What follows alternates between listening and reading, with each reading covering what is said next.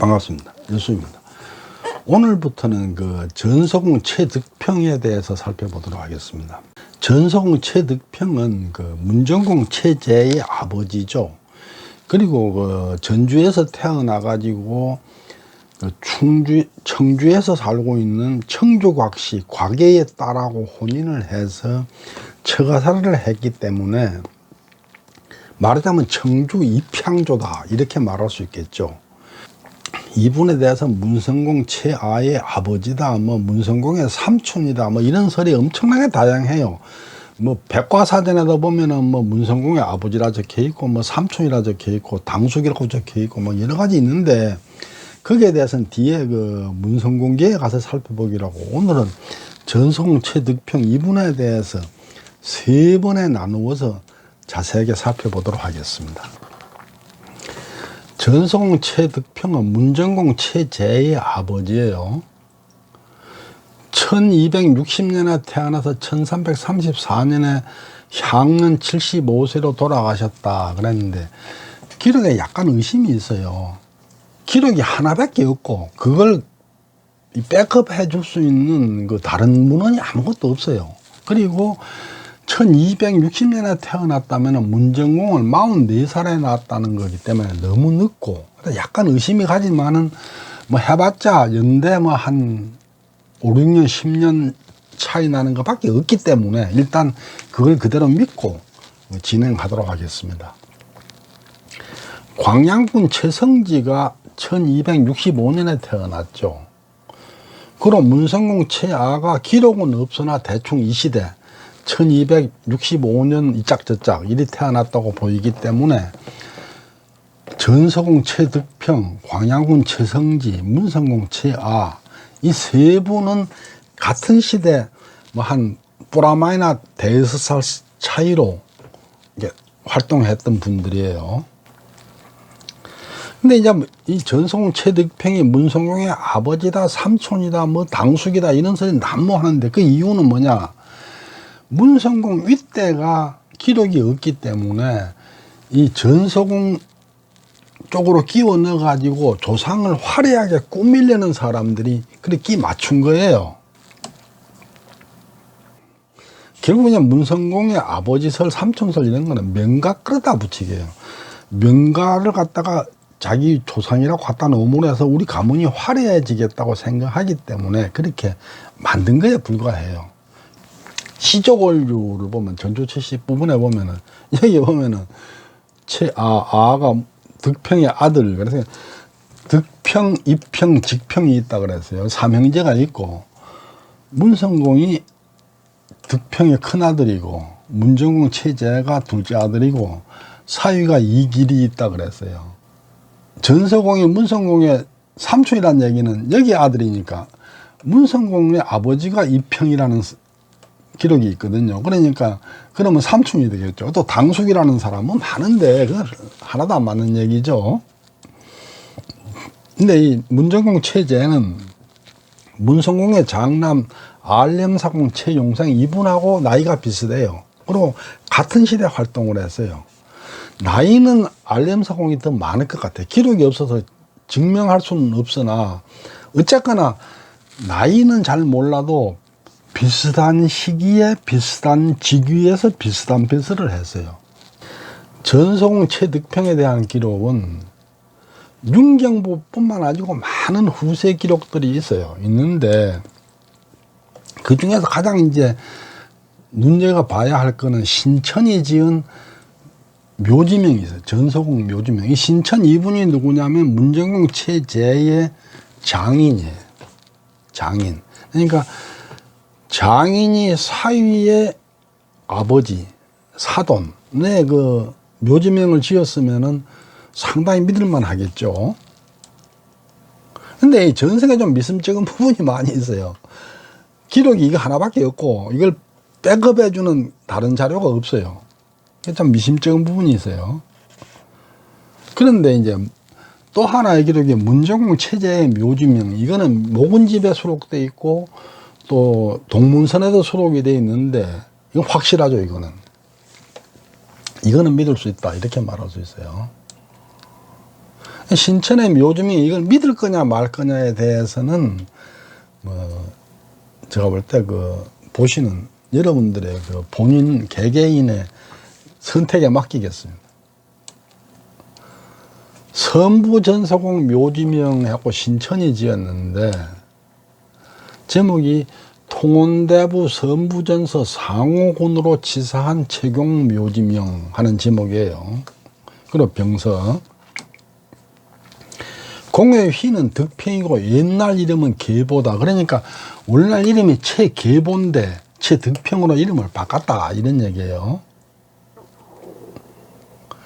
경신년 1260년에 태어나서 향년 75세로 돌아가셨다.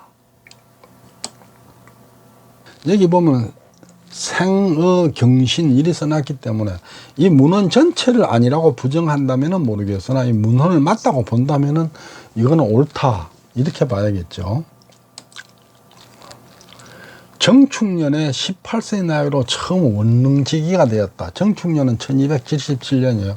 근데 18살 먹은 사람을 능직이를 시킨다는 것은 좀 믿을 수 없는 생각이 들어요. 되게 능직이가 높은 배설은 아니지만은 18살 같이 이렇게 아주 나이 어린 사람한테 맡길 직책은 아니잖아요. 금년 봄에 이게 1334년이죠. 홀연히 병이 들더니 7월 4일에 돌아가셨다. 아주 구체적으로 적어놨어요. 그해 9월 19일에 청주 방정촌 동산 남쪽 언덕에 장사를 지냈다. 전소공 묘지명의 연대고증을 해보면은 아주 자세하게 적혀 있어요. 부정하기 어려울 정도로 아주 자세해요. 경신년에 태어나서 정축년에 배설을 했고, 근데 아들하고 나이 차이가 44살이에요. 전소공이 1260년생이 아니라 하더라도 늦둥이는 확실해요. 문종 체제가 늦둥이는 확실한데 나이 차이가 44살이라는 얘기 좀 걸리는 거죠. 과계하고 28살 차이가 나요. 이게 장인이죠. 장인하고 28년 연하니까 그건 그럴 수 있죠. 근데 과계의 딸하고 처음으로 혼인을 했고 초혼이에요. 재혼이 아니에요. 전소공은 곽씨 부인하고 비슷한 나이일 거예요. 그러니까 전소공이 초혼으로 결혼을 했으니까 곽씨 부인 나이가 비슷할 거다 이런 얘기죠. 그러면 과연 고려시대 44살 먹은 여자가 아들을 낳을 수 있느냐?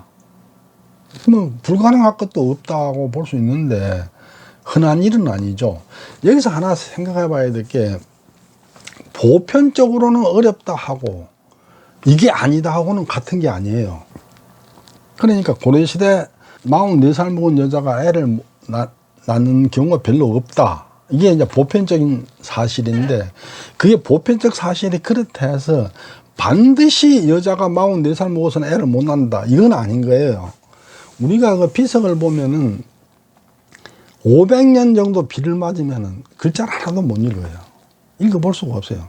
대개 500년 넘은 비석이 글을 읽을 수 있는 건 땅속에 파묻혀 있던 걸 캐내서 그래. 그런데 울산 방구대 암각화는 땅에 파묻지도 않았는데도 지금도 그 그림이 보이거든요. 보편적으로 44살 먹은 여자가 애를 못 낳았다 해서 반드시 애를 못 낳는 것은 아니다. 곽씨 부인이 44살 때 문정공을 낳는 거가 불가능한 것은 아니다. 이 얘기가 되는 거죠. 아들 하나와 딸 셋을 낳았는데 아들은 이름이 제다. 몇 살 때 낳았다는 얘기를 하죠. 그걸 적어놨으면 참 좋겠는데. 장녀는 동지 밀직사사 이우겸하고 혼인했다. 차녀는 소부전 부사 이길과 혼인했다. 아까 이길은 그 시조권류에 이름이 있었죠. 여기서는 소부전 부사라 그랬는데 시조권류에서는 통례문 부사라 그랬어요. 어쨌거나 이길은 이제 시조권류에도 적혀 있는 사람이에요. 셋째 딸은 혼자 살았다. 아주 구체 이런 거가 이 글이 사실일 거라고 믿게 만드는 부분이죠. 대개 혼자 산 딸을 같은 거는 지어낸 글에서는 안 적거든요.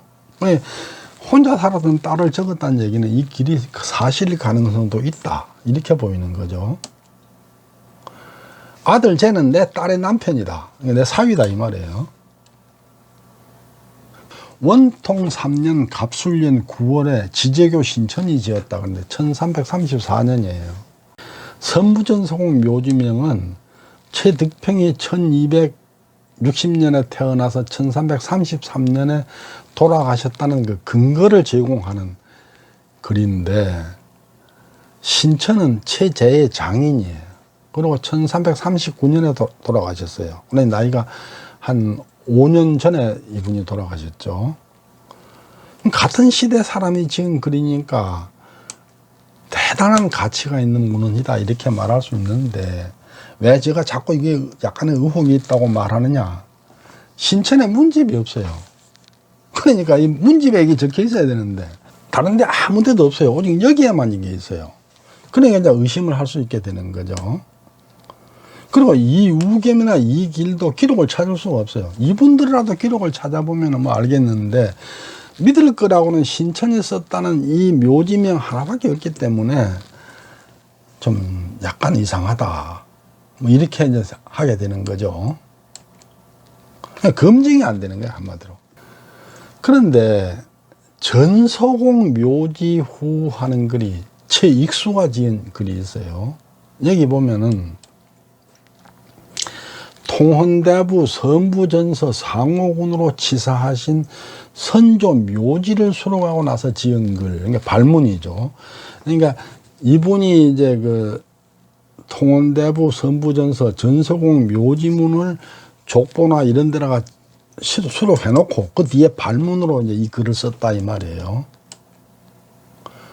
활은 만향제 가장에서 인용했다 그랬어요. 이 활은 만향제라는 거는 아마 가문 이름으로 생각이 되고, 가장이란 얘기는 사문중 문서예요. 개인 문서이기 때문에 좀 신뢰도가 낮아요. 신뢰도가 낮은 문헌이죠.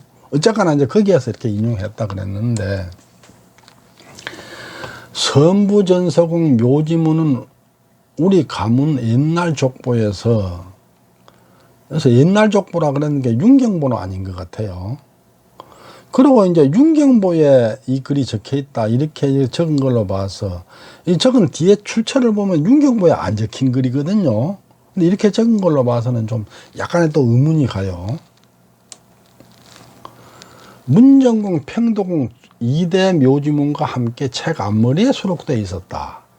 그러니까 그 족보에 앞머리에 문정공, 평도공 묘지문이 적혀 있었다, 이거죠. 그러나 그 묘지문은 지금은 없어져 버리고 전해오지 않는다. 40여 년이 지나서야 비로소 묘소에서 묘지문을 발굴했다. 이때 발굴했다는 얘기예요. 괴광, 무덤을 열었다. 괴광이란 거는 그 묘를 파고 꺼냈다, 이 말이거든요. 계유년 1753년은 이 묘를 발굴했다는 사건이 1750년에 일어났으니까 그 3년 후에 이 글을 지은 거예요. 그 얘기는 이 묘를 발굴한 거를 이 사람이 직접 봤거나 했다, 이런 얘기가 되겠죠. 선부전서공 묘지 후는 전서공 묘소에서 묘지문을 발굴을 했어요. 그는 이제 활은 만한제 문중에 가장에 적혀 있었다는 걸로 봐서는 묘지석을 직접 보지는 않은 것 같기도 해요. 그렇지만은 3년 후에 적은 글이기 때문에 뭐 상당히 그 신빙성이 있다, 이렇게 말할 수 있겠죠. 근데 좀 더 구체적인 기록이 전서공 산소 사실 하는데 아주 좀 자세한 내용이 적혀 있어요. 그래서 거기 가서 좀 더 구체적으로 살펴보겠습니다.